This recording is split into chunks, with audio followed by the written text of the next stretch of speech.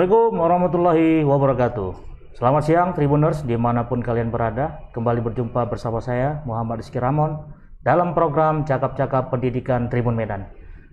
Telah hadir di studio saat ini Ketua Yayasan IMAT atau Institut Modern Arsitektur dan Teknologi Medan.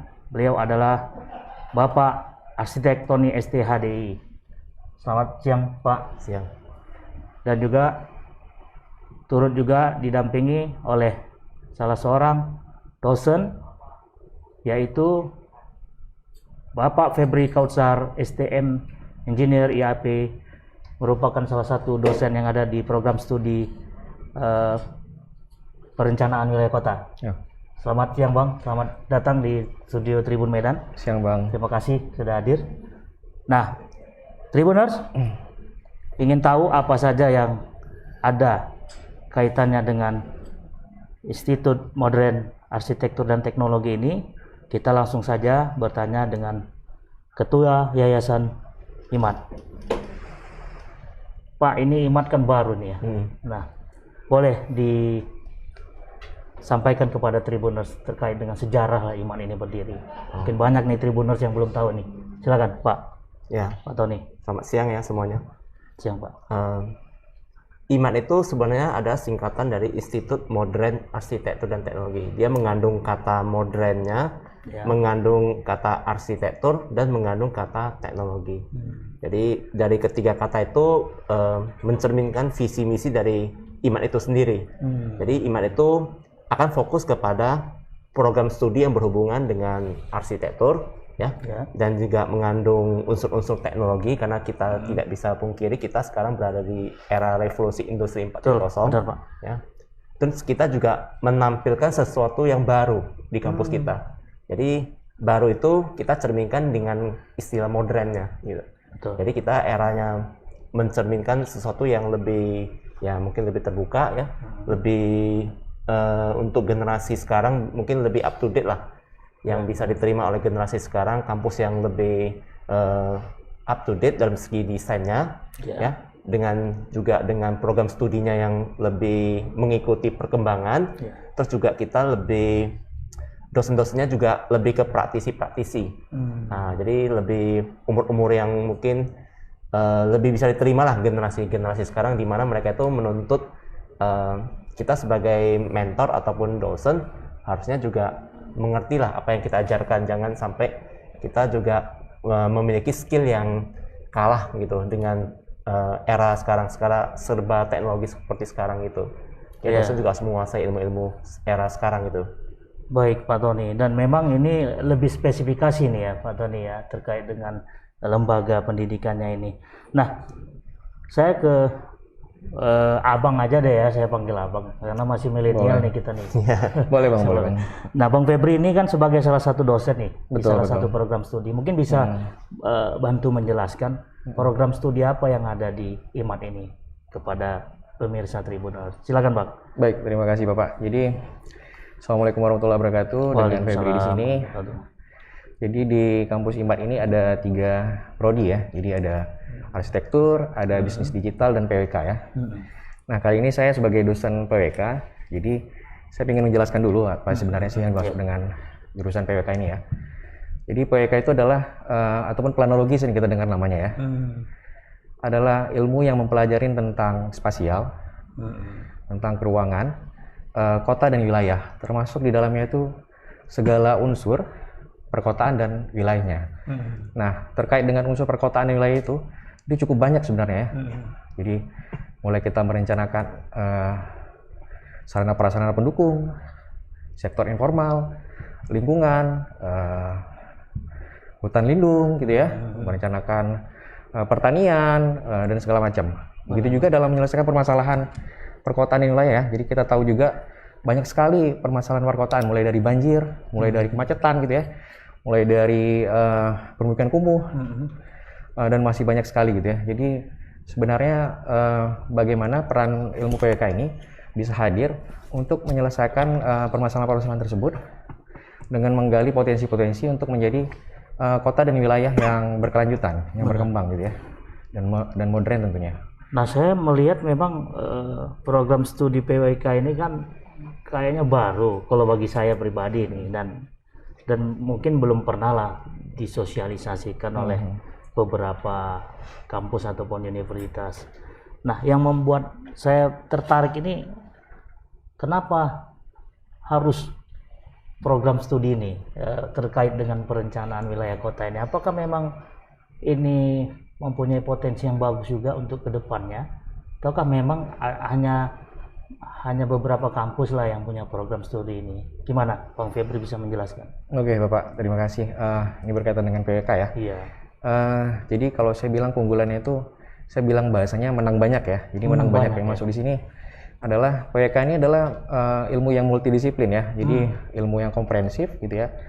Jadi kita banyak mempelajari segala macam disiplin ilmu ya, mulai dari ekonomi kita pelajarin, mulai dari politik juga, kebijakan publik, ya, transportasi, lingkungan, geografi, geologi. Jadi banyak sekali ilmu yang kita pelajarin. Jadi saking banyaknya itu ada kalimat ilmu PWK itu seluas samudra tapi sedalam mata kaki gitu. Oh, gitu. Nah, jadi menarik ya. Jadi dia sangat luas gitu, tapi hanya sedalam mata kaki gitu. Jadi dangkal dong. Dangkal ya. Dangkal. Jadi analoginya begini. Jadi walaupun kita tahu banyak tentang ilmu itu, tetapi kita harus berpijak gitu ya, harus berpijak di kaidah-kaidah perencanaan gitu. Jadi karena tadi samudranya dangkal, jadi kita harus berpijak di situ. Saya rasa itu analoginya ya. Jadi terus keunggulan kita di PWK itu karena ini kampus baru Bapak ya. Jadi saya melihat warna yang kental di seperti tagline-nya tadi, kampus modern dan berteknologi ya. Jadi warna baru juga sebagai ilmu PWK, bagaimana bisa menghasilkan satu calon perencana gitu ya. Kalau kita bilang namanya planner ya. Planner. Yang bisa merencanakan kota dan wilayah itu dengan visioner ya, dengan berpikir secara modern gitu ya. Terus mungkin ini ya, jadi ada hal menarik juga gitu. Jadi kalau kita di PWK itu terbentuk dengan pola pemikiran yang otak kiri gitu ya. Jadi kalau otak kiri ini dia sistematis gitu, jadi runut gitu tuh. Jadi kalau teman-teman di arsitektur biasa dengan berpikiran dinamis gitu ya, bisa loncat-loncat gitu ya, dari 1 ke 5 gitu misalnya. Tapi kalau kita itu runut ya, dari 1, 2, dan 3 gitu. Karena bicara mengenai perencanaan bukan hanya merencanakan saja gitu, tapi kita melakukan organisasinya gitu ya, memanajemenkannya gitu. Terus kita juga melakukan aplikasinya ya, setelah jadi regulasi gitu ya. Dan yang terpenting adalah controllingnya. Jadi setelah direncanakan itu menjadi satu regulasi di suatu daerah, juga di Monef, jadi monitoring dan evaluasi gitu. Jadi nggak boleh diputus-putus itu. Iya. Dan itulah yang menjadi keunggulan juga ya di program studi PWK. Nah, ini kita kembali ke Bang Tony nih. Ya. Dari backgroundnya nih ada gelar AR itu ya Bang ya, arsitek. Dan ini saya baru tahu nih ada gelar AR di depan itu. Nah, secara background kan Bang Tony ini mempunyai basic arsitektur. Mungkin bisa dijelaskan Bang, kira-kira apa yang menjadi keunggulan lah program studi arsitektur ini? Apakah memang arsitektur ini hanya diminati oleh calon mahasiswa yang hanya mempunyai bakat doang, ataukah memang yang sama sekali belum mempunyai bakat bisa diarahkan seperti itu Bang? Silakan Bang. Arsitek itu sebenarnya itu profesi yang sekarang lagi naik daun ya. Iya. Karena faktor dari kebutuhan. Jadi sekarang ibu kota baru kita ya di Kalimantan itu juga didesain oleh seorang arsitek gitu, yang sekarang juga integrasi dengan profesi yang lain gitu. Jadi kayak profesi PWK ya, integrasi dengan profesi urban design gitu. Jadi di sebuah proyek besar gitu, biasanya membutuhkan mungkin bagi orang awam itu butuh arsitek. Sebenarnya arsitek itu cukup luas ya. Dunia arsitektur itu luas gitu. Jadi bukan cuma seorang arsitek yang terlibat di sebuah proyek. Jadi untuk orang yang memang punya bakat itu, biasanya anak-anak kecil itu hobi menggambar ya. Biasanya itu pasti orang tua ngarahkan nih, kamu cocok nih jadi arsitek gitu. Kebanyakan seperti itu. Karena kegiatan arsitek itu paling banyak menggambar memang. Sketsa, membuat ide, konsep. Bisa gitu. Di konsep ilustrasi juga bisa. Bisa ya. Bisa. Jadi orang-orang yang punya bakat menggambar biasa diarahkan orang tua ke itu gitu loh.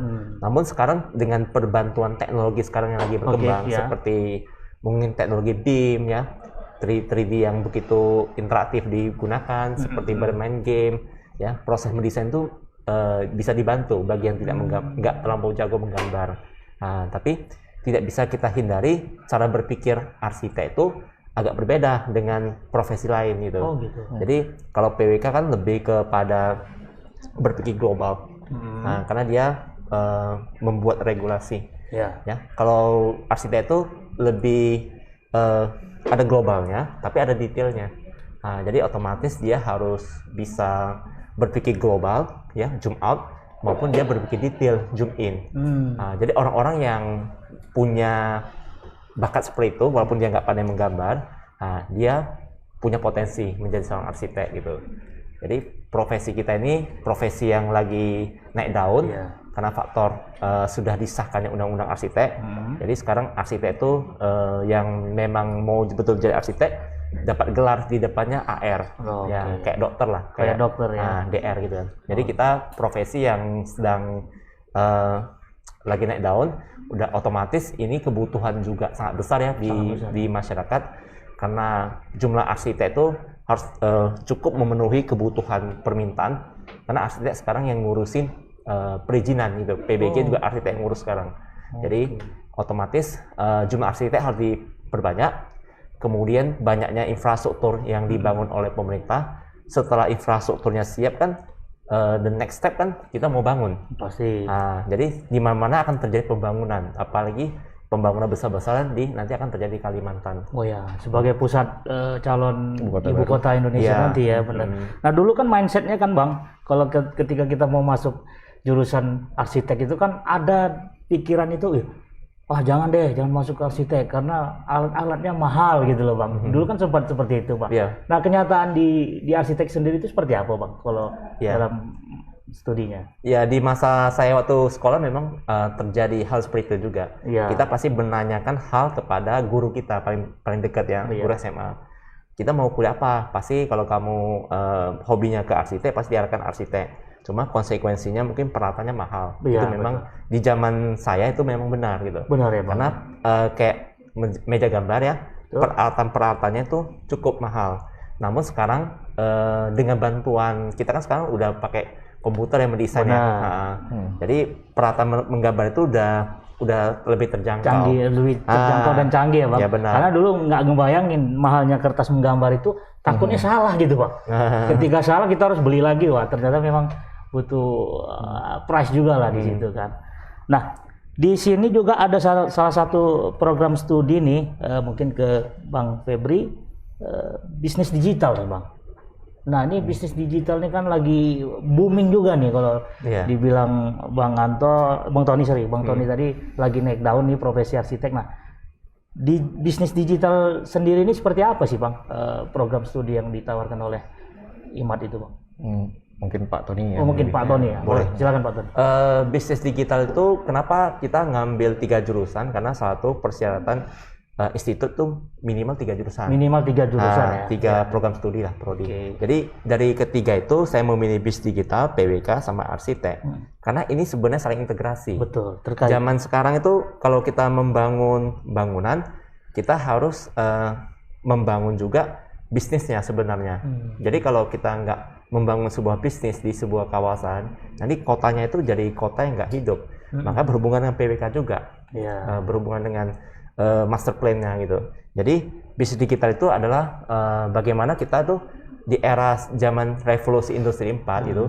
Dulu kan sebelum eranya ini kan orang banyak kan jurusannya itu jurusan ekonomi, jurusan manajemen. Nah, itu jurusan favorit lah. Tapi dengan kondisi terjadinya destruksi gitu, terjadi di mana-mana. Jadi sekarang mata kuliah yang sebenarnya itu bisa menggantikan ataupun bukan menggantikan, lebih katanya lebih menyesuaikan diri dengan perkembangan revolusi industri 4 ini adalah bisnis digital. Ada bisnisnya ya, ada marketingnya mungkin juga ya, terus juga ada teknologi di dalamnya. Nah, kita nggak bisa menghindari lagi, kita setiap hari pakai gadget ya, dengan aplikasi pilihan yang begitu banyak. Jadi kita bisa mengikutin gitu. Nah, berarti dari ketiga program studi ini kan terintegrasi nih antara satu yang lainnya. Saya bisa menerjemahkan ini berarti dari project lah yang kita anggap dalam suatu project itu berarti harus dibuatkan oleh bagian arsitek gitu kan. Dari arsitek itu mungkin langsung ke PWK-nya mungkin ya Bang. Dan langsung mungkin bisa dilanjutkan dengan bisnisnya, digitalnya. Jadi memang konektivitasnya dari program studi ini sangat erat lah kaitannya. Nah untuk ini ya prospeknya nih Bang. Nah kebetulan kan memang saat ini udah tahun ajaran baru ya Bang untuk calon mahasiswa dan mahasiswi. Kira-kira apa yang bisa Bang informasikan ke pemirsa Tribuners terkait dengan keunggulan ketiga program studi ini Bang? Oke. Di program studi kita itu salah satunya tadi mungkin udah disinggung bahwasanya kita integrasi. Nah, mungkin kita akan membangun akan lagi tapi memang kita udah merencanakan di semester tertentu ya program studi PWK, arsitek sama bisnis digital kita kasih tugas bersama. Jadi kita latih dari mereka mahasiswa itu sudah terbiasa berkolaborasi multidisiplin. Ya, sekarang zamannya serba integrasi lah. Kita ambil contoh HP kita aja kalau cuma bisa untuk WhatsApp aja atau untuk chatting aja kita juga nggak pakai. Tapi kita harus bisa integrasi kemana-mana gitu. Jadi sama dengan profesi di dunia arsitektur itu luas ya. Ada arsiteknya, ada kontraktor, ada nanti konsultan MEP HPAC, interior designer, ada landscaper, ya, ada konsultan sipil dan sebagainya. Jadi itu harus terbiasa untuk berkolaborasi. Nah itu satu keunggulan kita. Jadi satu.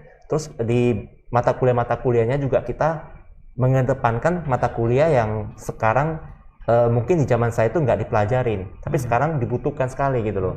Jadi contohnya itu mungkin bangunan hijau ya, green building. Habis itu seperti teknologi terbaru untuk mendesain seperti software BIM ya, itu juga sangat dibutuhkan di zaman sekarang.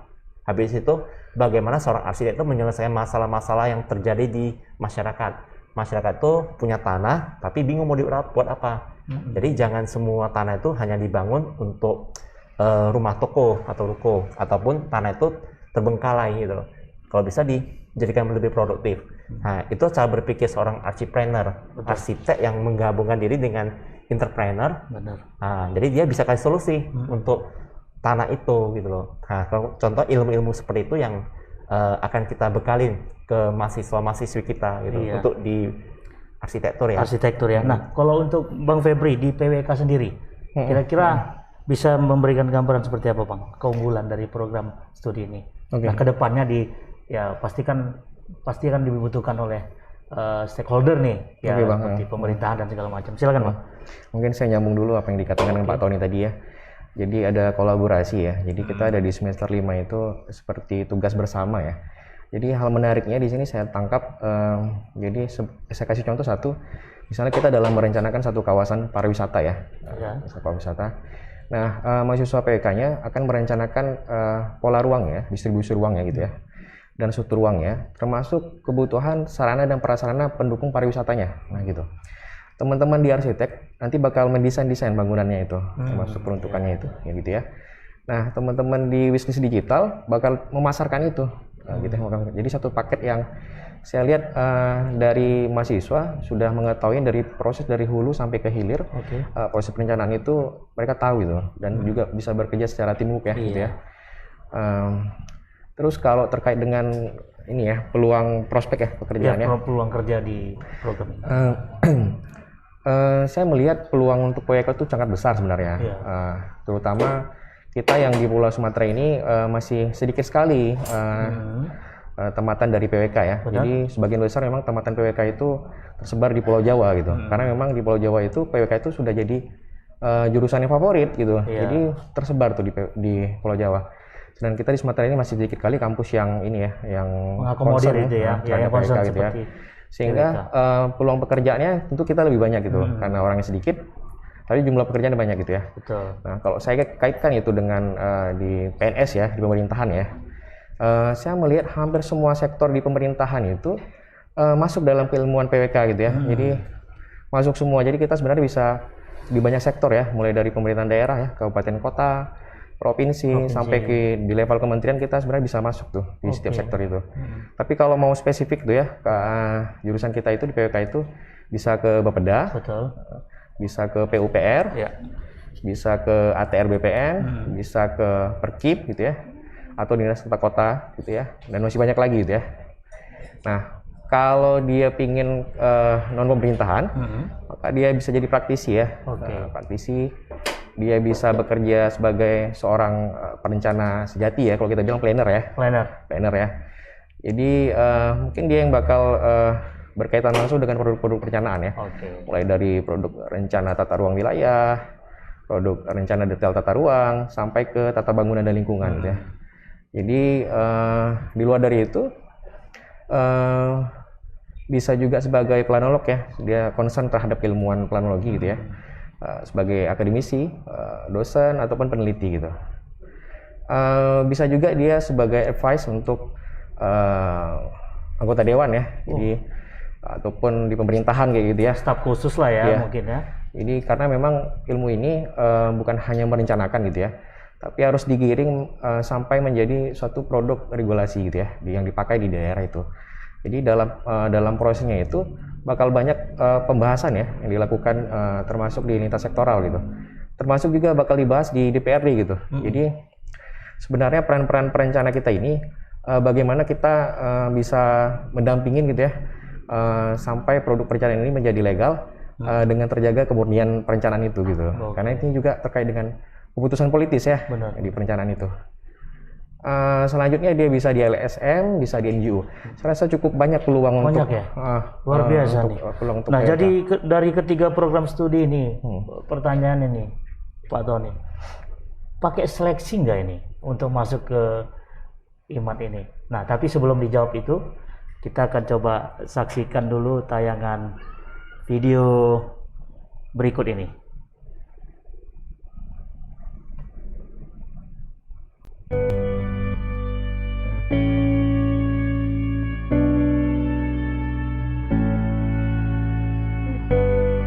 Menjadi sukses itu harus memiliki rasa yang tidak pernah puas akan ilmu pengetahuan.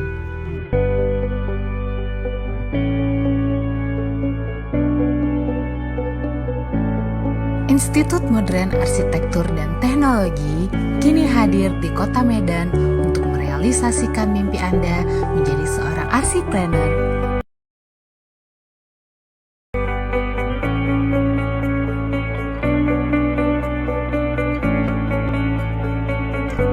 Perguruan tinggi berstandar internasional bagi calon siswa dan mahasiswi di dalam dan luar negeri dengan metode belajar yang praktis dan efisien.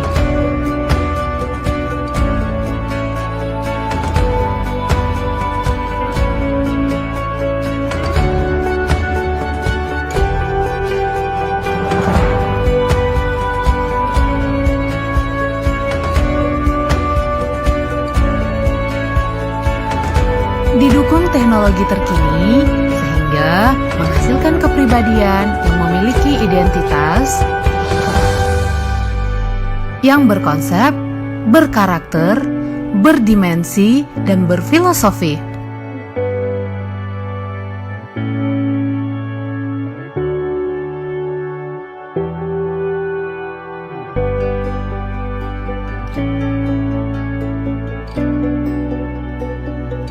Untuk seluruh generasi penerus, mari bergabung bersama kami di Institut Modern Arsitektur dan Teknologi Medan.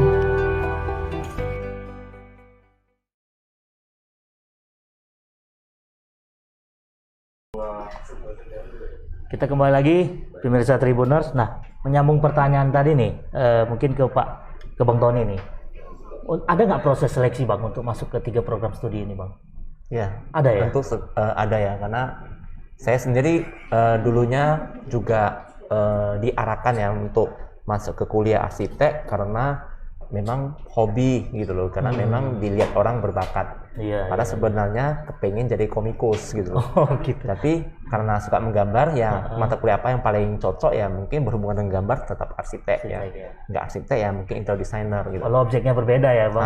Hobinya komik, ini kita arsitek bangunan mungkin kan? Ya benar. Jadi orang-orang yang biasanya yang datang untuk kuliah arsitek biasanya dia tahu anaknya punya bakat. Namun untuk memastikan, biasanya kita melakukan tes bakat. Oh, ada Tes bakat. Kita punya isian-isiannya lah untuk mereka tes. Sekitar 40 pertanyaan, sekitar 50 tambah 10 pertanyaan lagi untuk mengetes otak kanan otak kiri. Jadi di situ kita langsung bisa dapat satu kesimpulan sementara ya, yang menentukan dia tuh sebenarnya cocok nggak gitu. Iya. Banyak orang yang ternyata jago menggambar ya, ternyata dia nggak cocok kuliah arsitek gitu loh. Oh, ada juga Ada gitu, Bang. gitu, karena dia dominan bukan ke Otak kiri. dia otak kanan udah pasti, karena dia pasti. kalau jago menggambar pasti otak kanan. Oh, oke. Cuman kan sifat manusia itu ada 4 ya, ada sanguinis, melankolis, Iya. koleris, sama Betul, pragmatis. iya. Nah ternyata kalau dia dominannya nggak ada sifat melankolisnya, nah, dia kurang lah gitu untuk kuliah arsitek. Oke. Nah disitulah dia harus menuntut untuk ketelitian, konsisten. Orang-orang melankolis biasanya orang seperti itu. Saya melankolis nih berarti. Saya nggak suka gambar soalnya, Bang. Enggak. Gambar kehidupan orang juga kan. Jadi Nggak memang menentukan. pengaruh juga ya. Orang Bang? melankolis itu bukan berarti orang melankolis itu suka menggambar. Oh, enggak ya. Enggak jaminan juga Enggak ya. jaminan. Oh, gitu. Nah, disitulah komposisi antara berapa persennya kita bisa melihat. Lihat komposisinya layak Atau tidak jadi ya. arsitek, Oke. atau lebih cocok jadi bisnis digital, atau lebih cocok masuk ke PWK aja. Oh, berarti gitu loh. ada sistem konsultasi juga itu Betul, ya. betul, Si Bang. mahasiswa itu gagal diseleksi masuk ke salah satu prodi, dia bisa diarahkan ke prodi yang lain. Iya. Karena 3 prodi ini sebenarnya mewakili sifat manusia juga. Oke. Jadi nggak ada yang kalau nggak cocok di prodi arsitek ya masih ada pilihan lain lah. Benar. Nah, kita bisa konsultasi di kampus kita. Saya selalu standby di situ. Benar. Nah, sejauh ini memang sudah berjalan ya Bang ya aktivitas belajar mengajar. Sudah. Terutama di prodi arsitek dan bisnis digital ya Bang. Yep. Nah, itu bisa digambarkan seperti apa Bang? Saat inilah ya, apalagi pandemik nih Bang Febri, terkait proses belajar mengajarnya. Proses belajar mengajar sudah berlangsung ya. Ada yang daring ya, ada juga secara offline datang langsung ya. Cuman saya mau menambahkan nih apa yang Pak Tony bilang tadi nih ya, terkait dengan seleksi ya. Jadi kalau tadi saya sebelumnya menjelaskan juga tentang ini ya, tentang pola berpikir orang PWK ya, yang lebih terstruktur ya, yang lebih sistematis gitu ya. Mungkin itu lebih cocok di otak kiri ya, karena dia berpikir secara sistematis gitu. Jadi mungkin ketahuan tuh nanti di saat diseleksi ya, dan berdiskusi gitu ya, jangan sampai nanti salah minat gitu, salah bakat gitu ya. Dan juga karena orang PWK ini banyak terkait dengan segala macam multidisiplin ilmu ya, jadi bagi calon mahasiswa yang memiliki rasa tantangan untuk bisa mengembangkan atau melakukan perencanaan kota gitu ya ataupun wilayah gitu, saya rasa ini menjadi hal menarik lah jurusan PWK ini. Ya. Saya rasa itu Pak. Ya dan memang ini program PWK ini baru ya Bang. Jadi mungkin ini bakal terus menerima mahasiswa baru lah. Betul Pak. Betul ya Bang.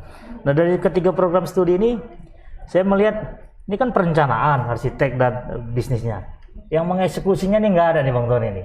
Ada rencana nggak mau dibuat program studi untuk yang mengeksekusi ya seperti yang di kan ada keterkaitan kan dengan salah satu program. Nah, itu gimana untuk mengeksekusinya tuh? Itu pasti Mungkin pertanyaannya itu lebih kepada mata kuliah baru ya nanti ya. ya. Nah, apakah memang nanti ada rencana program baru?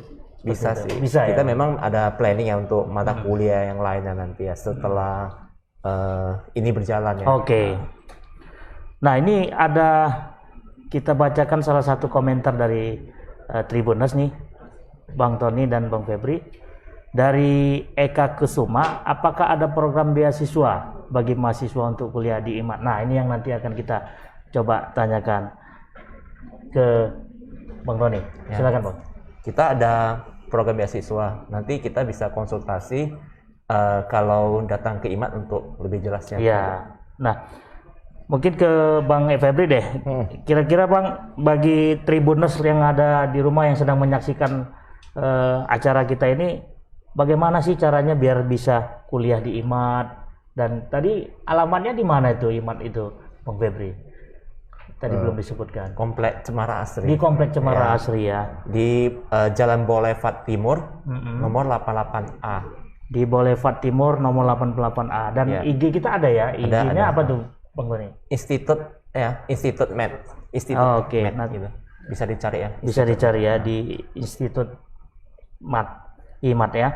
Nah, terakhir nih mungkin bisa saya tanyain ke Bang Febri. Apa kira-kira yang mau disampaikan ke teman-teman Tribuners nih? Ayo segera mendaftarkan ke Institut Modern Arsitektur dan Teknologi Medan ini. Silakan, Bang. Oke, Bang. Makasih, Bang. Kampanye ya. Jadi bagi teman-teman yang ingin kuliah di teknik gitu ya. Jadi ini ada kampus baru IMAT gitu ya. Jadi memang tagline yang diangkat di sini ke teknologi ya. Jadi ke teknologi dan juga modern gitu ya. Jadi nanti bakal diseleksi juga. Kita di situ bakal kelihatan tuh sebenarnya bakat kita itu mengarah ke jurusan yang mana gitu ya. Seperti yang tadi saya sebelum jelaskannya juga. Kalau memang dia lebih bersifat ke otak kiri, maka dia ada potensial tuh untuk menjadi seorang perencana ya. Kalau dia lebih ke otak kanan, mungkin ada peluang untuk di arsitektur ataupun di bisnis digital kayak gitu. Satu lagi saya mau nambahin terkait dengan ini ya, peluang tadi itu ya. Jadi di Sumatera kita nggak banyak tuh jurusan PWK ya, di kampus-kampus tuh nggak banyak gitu ya. Jadi bisa dihitung dengan jari gitu ya. Tapi kalau di Pulau Jawa itu cukup banyak gitu. Jadi peluang kerja kita itu sebenarnya terbuka luas gitu. Baik di pemerintahan, di sektor swasta, ataupun bekerja di luar dari sektor itu. Saya rasa itu Bapak. Bang Tony ada yang mau disampaikan, Bang? Ya, terakhir. Kalau dari saya sih untuk target kita kan memang generasi milenial yang masih baru mau kuliah. Baru selesai kuliah. Baru selesai gitu. Dan kalau yang mau pindah pun boleh juga ya, Bang Tony ya? Perpindahan kita harus buka setahun dulu. Oh, setahun baru boleh pindah. Gitu. Iya. Jadi kalau untuk yang saya angkatan pertama generasi milenial, lahir 1981. Jadi saya sangat mengerti. Setahun gitu. Lebih muda. Angkatan pertama. Angkatan pertama. Jadi tahun 1981 ke atas itu ke bawah atau ke atas misalnya. Jadi kita udah masuk generasi milenial. Jadi saya orang yang berbeda pemikiran saya dengan generasi sebelumnya. Saya sama abang saya juga agak berbeda cara berpikirnya. Jadi kita itu generasi milenial itu suka sesuatu yang lebih apa adanya gitu loh ya, lebih to the point. Habis itu yang kita pelajarin itu harusnya bisa dipakai langsung gitu loh. Dan juga yang ngajar itu memang seorang praktisi. Salah satu seperti itu. Jadi kampus kita ini memang direncanakan dan dirancang dari awal untuk menjawab tantangan itu. Jadi bagi yang merasa ingin kita coba datang dulu ke IMAT. Begitu datang kalian akan melihat yang saya ngomongin benar nggak? Iya, betul. Dari segi desainnya, dari segi teknologi yang kita pakai di kampus ya, kita udah pakai Google Assistant juga ya. Iya, ada Google. Kita mau nyalakan lampu tinggal bilang hey Google aja. Modern ya, modern. Ini kampus modern nih. Kampus modern. Jadi otomatis semuanya sudah serba modern lah gitu loh. Dari desainnya, dari segi fasilitasnya dan sebagainya semua udah sesuai dengan kebutuhan gitu loh. Generasi milenial itu. Nah, pemirsa Tribuners nih penasaran nih. Ayo jangan ditunggu, datang langsung ke Jalan Boulevard Timur ya. Jalan-jalannya dulu, melihat desain arsitek dari kampus. Kita Institut Modern Arsitektur dan Teknologi. Open ya Bang ya? Ya, open house, silakan. Oke, baik. Gak terasa sudah mau berakhir nih. Demikianlah cakap-cakap pendidikan kita pada siang hari ini. Semoga dari penjelasan yang disampaikan oleh Bang Tony dan Bang Febri dapat menambah informasi dan gambaran terkait dengan Institut Modern Arsitektur dan Teknologi Medan atau IMAT. Terima kasih buat Bang Tony dan Bang Febri atas kehadirannya dan juga pemaparannya. Dan bagi pemirsa Tribuners yang setia mengikuti acara kami, tetap bantu like dan share seluruh sosial media digital Tribun Medan. Kita berjumpa kembali di waktu dan episode yang akan datang. Terima kasih. Assalamualaikum warahmatullahi wabarakatuh. Selamat siang. Waalaikumsalam warahmatullahi wabarakatuh.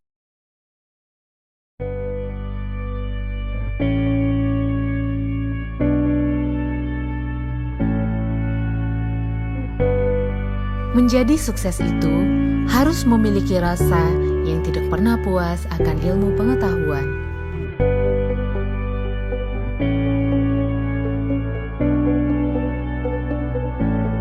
Institut Modern Arsitektur dan Teknologi kini hadir di Kota Medan untuk merealisasikan mimpi Anda menjadi seorang arsipreneur.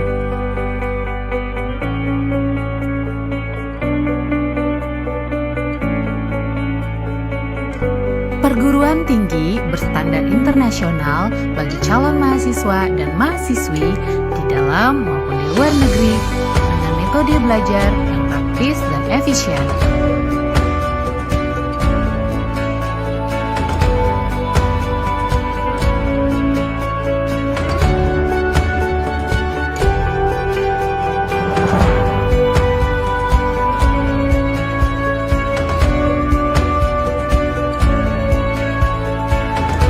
Didukung teknologi terkini sehingga menghasilkan kepribadian yang memiliki identitas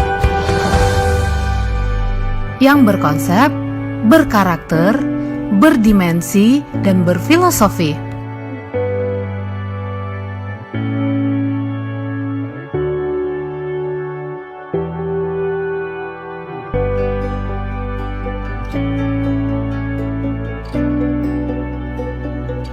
Untuk seluruh generasi penerus, mari bergabung bersama kami di Institut Modern Arsitektur dan Teknologi Medan.